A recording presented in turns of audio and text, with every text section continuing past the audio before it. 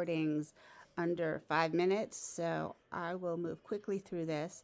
And my view of Blackboard is not always the same as yours, and there's no way for me to really see what you're seeing. So that can be very frustrating. So I'll just show you what my view looks like. My student preview doesn't really do anything. So this is our landing page, and one thing that you might find really useful is the YouTube playlist, where you can also see this video. And you've probably looked through most of this since we're already a week into the class, but I wanted to make comments about two things.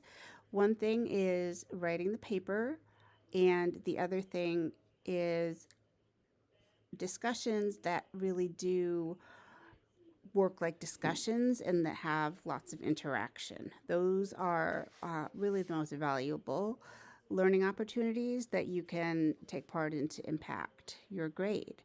So first of all, here we have two sample papers. This one I think is different from this one, and you can, and some of my comments are still visible in those two sample papers. The instructions are quite simple as well. You're just going to define gender, but in defining it, you don't want to Google and you don't want to use the dictionary, pardon me. What you really want to focus on is pulling definitions and important ideas or images or examples from our videos, as well as from probably the handout about the Lorber reading, because I think Lorber's a little crazy. So I'm going to go up here to show you that in addition to the quiz, which you can use quotes from the quiz or information from the quiz in the paper, there is this document that's the excerpts from the Lorber reading, and these are just lots of different quotes that I pulled out that I think can be useful for writing the paper.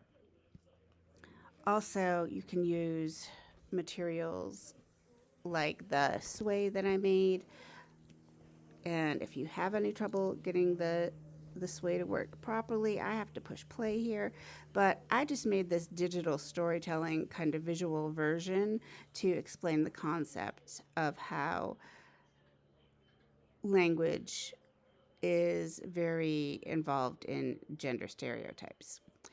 So you can look at that on your own time, and you want to use, like I said, some quotes, and you can use those from the quizzes or from the handouts or from the sways or anything. The next thing I want to show you is with the discussions. I have been reading and replying to the discussions, but what's really important in the discussions is that maybe you want to subscribe to it or maybe kind of get a feed, because I reply to all of them. You can see that at least one person has replied to all of these posts, and that's because at least I've replied to them, but several students have also replied to some of them. And Lakia looked back to see that I had replied to her and replied to my reply. That is, in many ways, the essence of a really good discussion, because you're not just kind of writing out to nowhere. You're writing to each other, and so that you can learn from each other and ask each other questions, and it makes the class a lot more fun. That's also why I asked you about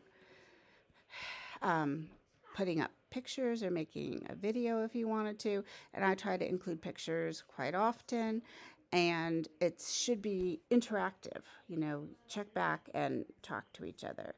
So I don't want to make this too long of a video, but if you have questions, you can always send me a text message or an email, or you can just call me if it's between like 8 a.m. and 8 p.m. Let me show you really quickly that my phone number should be available in the getting started. Maybe I put it in the announcements. Or maybe it's on the syllabus that you're really not supposed to print.